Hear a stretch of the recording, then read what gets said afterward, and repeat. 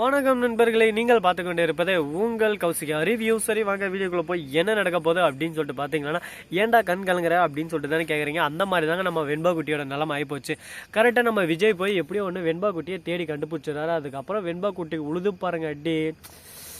தீபாவளிக்கு எப்படி பட்டாசு அடிக்க அந்த மாதிரி சர வெடி பறகுது ஒரு பக்கம். உன்னை நான் இப்போ செல்ல பொண்ணாக வளர்த்ததே தப்பாக போயிடுச்சு. உன்னை அம்மா இல்லாத பொண்ணாக வளர்த்தல, அது எல்லாமே என்னோட தப்பு தான். உங்கள் அம்மா கிட்டே ஒன்று அனுப்பிச்சி விட்டு இருக்கணும். தின்னா எப்போ பார்த்தாலும் அம்மா அம்மான்னு சொல்லிட்டு இந்த அப்பாவை மேலே எவ்வளோ பாசம் வச்சுருக்கேன். இதுக்கு மேலே நான் மட்டும்தான் உனக்கு தேவையில்லாமல் மல்லி கல்லி கில்லி அப்படின்னு சொல்லிட்டு இதான சுற்றின்னு இருந்தேன். நான் செம்ம டென்ஷன் ஆயிடுவேன், இப்போயே சொல்லிட்டேன் அப்படின்னு சொல்லிட்டு மிரட்ட ஆரம்பிச்சிடறாங்க. உடனே என்னப்பா இப்படியெல்லாம் பேசுகிறீங்க, மல்லி நம்ம அம்மாப்பா அப்படின்னு சொல்லிட்டு, மல்லி அம்மாவுள்ள ஒன்றும் இல்லை, அவள் ஒரு கேர் டேக்கர் அவ்வளோதான். மற்றபடியாக அவளுக்கு இந்த வீட்டுக்கு எந்த சம்மந்தம் இல்லை. புரிஞ்சுக்கோ, அவங்களுக்குன்னு ஒரு வாழ்க்கை இருக்குது, நமக்குன்னு ஒரு வாழ்க்கை இருக்குது.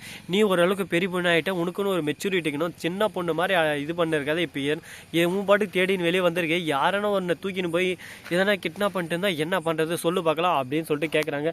அது கேட்டது எதுவுமே பேச முடியாமல் ஒரு பக்கம் திக்கு திணறி முழிக்கிறாங்க. ஒரு பக்கம் வெண்பா குட்டி இருந்துன்னு எப்படியோ அந்த இடத்துக்கு நம்ம வேற லெவல் மல்லியோட முன்னாள் காதலனா இல்லை பின்னால் காதலான்னு சொல்லிட்டு பார்த்தேன். இப்போ வரப்போகிற காதலன், அதாவது அரவிந்தன் வர்றதோட மட்டும் இல்லாமல் அவர் தான் அந்த பொண்ணை நிறுத்தி அந்த பொண்ணு யாருன்னு சொல்லிட்டு விசாரிச்சுங்க. அந்த சமயத்தில் தான் நமக்கு விஜய் வந்து ஏன் பொண்ணு தான் எங்கே எப்படி இங்கே வந்தா அப்படின்னு சொல்லிட்டு எல்லாத்தையும் கேட்க, உடனே இந்த மாதிரி தான் சார் நான் பார்த்தேன் அப்படின்னு சொல்லிட்டு சொல்கிறாங்க.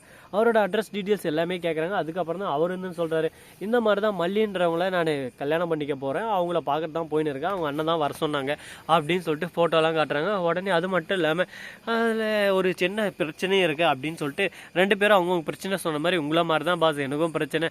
அந்த பொண்ணை வந்து ஊரில் இருக்கிறவங்க எல்லாரும் ரொம்பவே அசிங்கப்படுத்தி ஊரை விட்டு வெளியே ஒதுக்கி வச்சிருக்காங்க. அவங்க அண்ணா அதனால அந்த பொண்ணுக்கு நல்வாழ்வு எங்கேயுமே கிடைக்கலன்னு சொல்லிட்டு என்கிட்ட நானாரு. என்னை பொறுத்த வரைக்கும் மற்றவங்க சொல்கிறது இது எல்லாமே கட்டுக்காதீங்க, அதெல்லாம் நான் எப்பவுமே நம்ப மாட்டேன். அந்த பொண்ணுக்கிட்ட நேராக பேசி அந்த பொண்ணுக்கிட்ட உண்மையை தெரிஞ்சுக்கிட்டேன். அந்த பொண்ணுக்கு என்ன பிடிச்சிருந்தா நான் கல்யாணம் பண்ணியிருப்பேன் அப்படின்னு சொல்லிட்டு நேர்மையோடு போகிறாரு. உடனே அந்த சமயத்தில் அவர் எல்லாத்தையும் எடுத்து வருகிறாரு நம்ம விஜயேந்திரன்.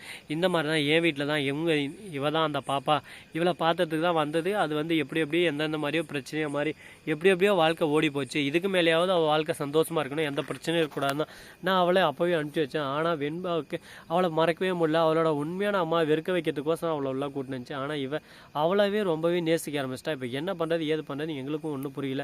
ரொம்பவே குழப்பத்தோடையும் ஒரு பக்கம் திருப்பத்தோடையும் போயின்னு இருக்கு. இந்த மாதிரி ஒரு சுச்சுவேஷனில் என்ன பண்ண முடியும், நீங்களே சொல்லுங்கள் பார்க்கலாம் அப்படின்னு சொல்லிட்டு ரொம்பவே ஃபீல் பண்ணியிருக்காங்க.